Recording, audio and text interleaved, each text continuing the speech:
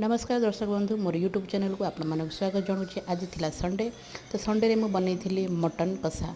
तो मटन कषा बनवाई बहुत ही सहज। मु प्रथमे मटन को हल्दी लुण पकई सिझे देली।